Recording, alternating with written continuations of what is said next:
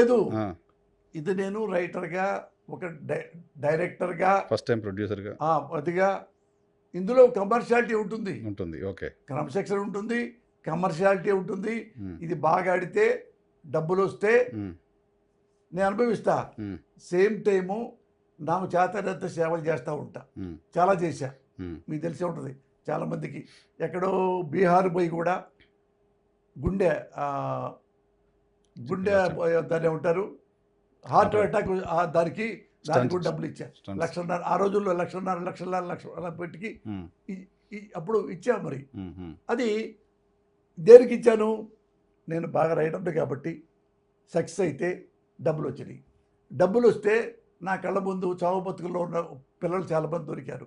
అయ్యో వీడి బతికితే బాగుండే అని డజన్లుగా నేను ఆపరేషన్ చేయించి వాళ్ళు బతికారు. మీకు వెల్త్ వస్తే ఇంకొంతమంది నీడి వాళ్ళకి వెళ్తుంది అది చేశాక. ఇప్పుడు నా పాయింట్ చెప్పండి. ఫస్ట్ మీరు రైటర్గా మొదలుపెట్టారు, రైట్? సక్సెస్ఫుల్ రైటర్ మీరు. అవును. తర్వాత డైరెక్టర్గా 3 సినిమాలు తీశారు. 3 సినిమాలు తీశారు. డైరెక్ట్గా రాస్తుంటా, 5 6 చేసేటట్టు. సినిమాలు కూడా ఆపరేషన్ దుర్యోధన లాంటిది చాలా పెద్ద సెన్సేషను. మెంటల్ కృష్ణ కూడా బాగా ఆడింది. ఆ తర్వాత క్యారెక్టర్ ఆర్టిస్ట్గా కంటిన్యూస్గా ఒక డెకేడ్ పాటు కంటిన్యూస్గా 500 సినిమాలు తీశారు. 500 చిన్న విషయం కాదు డెఫినెట్గా. అది పైగా చివరికి నంది అవార్డు కూడా వచ్చింది కదా. సో ఇప్పుడు క్యారెక్టర్ ఆర్టిస్ట్గా కంటిన్యూస్ అయ్యి సక్సెస్ఫుల్గా నంది అవార్డు తీసుకొని 100 సినిమాలు చేసిన తర్వాత సడన్గా మళ్ళీ ప్రొడ్యూసర్ అవ్వడం ఎందుకు? సినిమా అవకాశాలు ఏమైనా రావట్లేదా? అదేమైనా ఇబ్బంది ఉందా? అసలు ఎప్పుడు అడిగావు, ఏం చేసుకున్నావు? నిన్న కూడా వచ్చారు, మొన్న కూడా వచ్చారు. మా ఇంటికి రండి, చెప్తా, పేర్లు కూడా చెప్తా. ఒకరితో వచ్చి, సార్ ఒక 5 రోజులు వేషం ఇవ్వండి. నిన్నే మా ఇంటికి వచ్చారు. ఓకే, స్టిల్ పోసాని గారికి క్యారెక్టర్ ఆర్టిస్ట్ డిమాండ్ ఉంది.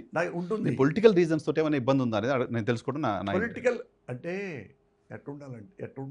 ఉండకూడదంటే నా వల్ల తెలుగు సినిమా పరిశ్రమ బాధపడకూడదు. మాది పర్సనల్ మ్యాటర్ అనుకో, ఎవడిష్టపడిది పర్సనల్. నేను ఎప్పుడు తెలుగు సినిమా పరిశ్రమనే ఇష్టపడుతుంటా. ఎందుకంటే అది నాకు అన్నీ ఇచ్చింది. డబ్బులు, స్తుతి, ఉన్నతి, స్థాయి, పరపతి, పేరు అన్నీ ఇచ్చింది.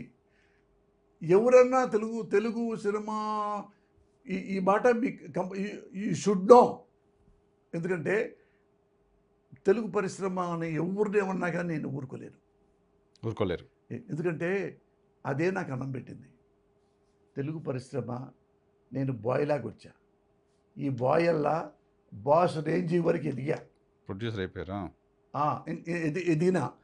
అందుకని ఈ సినిమా నాకు ఒక టెంపుల్ లాగా, ఒకేది వాటికల్ లాగా. That's your care of. నాకు తలుచుకుంటే వాటికల్ లాగే. ఒక దేవనాడు తెలుసు, ఒక జర్నలిస్ట్ ఏమన్నాడు, సరే తెలుగు సినిమా ఇండస్ట్రీలో ఐ క్రైడ్ లైక్ ఎనీథింగ్ అన్న. వింటేనే బాధ అనిపించింది చూస్తే. Cried like anything. మరి వాళ్ళు సారీ చెప్పారు, చెప్పారు, ఏముంది కాదు. ఎంతైనా ఇప్పుడు ఎందుకు నాకు బాధేస్తుంటే, ఎందుకురా మీరు ఏదో చెప్పబోయి ఇవి చెప్పి. సినిమా ఇండస్ట్రీలో ఎంతమంది ఆడకూతుళ్ళు, మా కుటుంబాలన్నీ ఇక్కడే ఉన్నాయి కదా. కుటుంబాలు అందరూ హీరోల కుటుంబాలు, డైరెక్టర్ల కుటుంబాలు, నాలాంటి రైటర్ల కుటుంబాలు, నిర్మాతల కుటుంబాలు. తెలుసా మాకు సినిమా ఇండస్ట్రీలో హీరోలతో ఉంచి చిన్న సైజు నిర్మాతల దాకా స్ట్రగుల్ ఉంటుందన్న. స్ట్రగుల్ ఉంటుంది. డబ్బులు సంపాదించుకోవచ్చు. వామో సినిమా ఆడపోతే ఎంత డబ్బులు పోతాయి, ప్రొడ్యూసర్లు పోతాయి, మళ్ళీ మన సినిమా రాదు. ఇవన్నీ ఎప్పుడు దండం పెట్టుకుంటూ ఉంటామన్నా.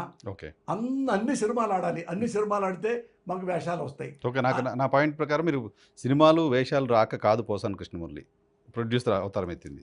సినిమాలు ఉన్నాయి, డిమాండ్ ఉంది, క్యారెక్టర్ల కోసం వస్తున్నారు, మిమ్మల్ని అడుగుతున్నారు. కానీ మీరు చేసే ఇంట్రెస్ట్లో లేరా? చేయాలనే ఆలోచన లేదా? చేసే ఆలోచనలు లేరా? ఏది క్యారెక్టర్స్ ఏమైనా చేస్తా, ఒక్కరోజు వేషమైనా చేస్తా. నాకు అన్నీ తెలుసు కదా. నేను ఆల్రౌండర్ అనుకో, అని మరి నేను మీ బడాయి మీ చెప్పుకోవట్లా. ఎబిలిటీ టెంపర్ మూవీలో చూసిన తర్వాత మీ ఎబిలిటీ వేరే కదా, నెక్స్ట్ లెవెల్ ఎందుకంటే కథ రాయగలను, మాటలు రాయగలను, స్క్రీన్ ప్లే రాయగలను, హీరో చేయగలను, విలన్ చేయగలను, కామెడీ చేయగలను, ట్రాజెడీ చేయగలను, ఎమోషన్ చేయగలను, వెరీ హానెస్ట్ మ్యాన్ చేయగలను. మీకు తెలుసు నేను ఏడిపించినవి ఉన్నాయి, నవ్వించినవి ఉన్నాయి, కురియల్గా ఉన్నాయి, అన్నీ చేయగలను నేను. అది దేవుడు నాకు ఇచ్చిన అది వరం అనుకోవాలో, కానుక అనుకోవాలో, ఇవన్నీ చేస్తా తప్ప నేను ఏ లంగా పనులు నేను చేయనన్నా. ఓకే. రెండు తెలుగు రాష్ట్రాల్లో ఇప్పుడు చాలామంది కొత్త సినిమా రిలీజ్ అవుతుంటే మాకు టికెట్లు పెంచండి అని అడగడం, లేకపోతే షోస్ పెంచండి అని అడగడం లాంటివి చూస్తుంటాయి. మీకు కూడా రెండు రాష్ట్ర ప్రభుత్వాల దగ్గర నుంచి అటువంటి ఆబ్లిగేషన్, అటువంటి కోఆపరేషన్ ఏమైనా ఎక్స్పెక్ట్ చేస్తున్నారా? నాకు అవన్నీ తెలుసన్నా. నాకు తెలియటం కంటే తెలుగు సినిమా ఇండస్ట్రీలో పెద్దలు చాలామంది ఉన్నారు. వాళ్ళకి వ్యాపారం పరిధిగా కానీ, కమర్షియాలిటీ అంటే ఏంటో కానీ, ఏం చేస్తే మనకి ఇండస్ట్రీ క్షేమంగా ఉంటుంది అనే పెద్దలు ఛాంబర్లో కానివ్వండి, నిర్మాత మండలి ద్వారా కానివ్వండి, ఇంకోటి కానీ అన్నీ పెద్దలు ఉన్నారు. అంత పెద్దవాళ్ళు చిరంజీవి దగ్గర నుంచి అందరూ పెద్దవాళ్ళు ఉన్నారు. వాళ్ళు ఏం చెప్తే అదే చేస్తాం. ఎందుకంటే మేము సినిమాతో బతికిన వాళ్ళం. సేమ్ అలాగే ఎగ్జిబిటర్స్ వాళ్ళు లేనిదే తెలుగు సినిమా లేదు. ఎగ్జిబిటర్ లేనిది, బయ్యర్ లేనిది, అంతే కదా. సినిమా హాల్ ఓనర్లు వాళ్ళు కూడా కోట్లాది రూపాయలతో మన సినిమా కోసమే సినిమా హాల్ నిర్మించారు. వేలాది సినిమా హాల్స్. వాళ్ళని 100% పరిగణలోకి తీసుకోవాలి, వాళ్ళని పర్యవేక్షించాలి, వాళ్ళు మాట్లాడాలి, వాళ్ళకి ఇబ్బంది ఉండకూడదు, సినిమా ఇబ్బంది ఉండకూడదు. ఇద్దరికి ఇబ్బంది ఉండకుండా సినిమా మూవ్ అవ్వాలంటే ఇద్దరు కలిసి పెద్దలు కూర్చుంటే సినిమా ఇండస్ట్రీ బాగుంటుంది. ఓకే. సో మీకు స్పెసిఫిక్గా మీకోసం అడిగేది ఏం లేదు?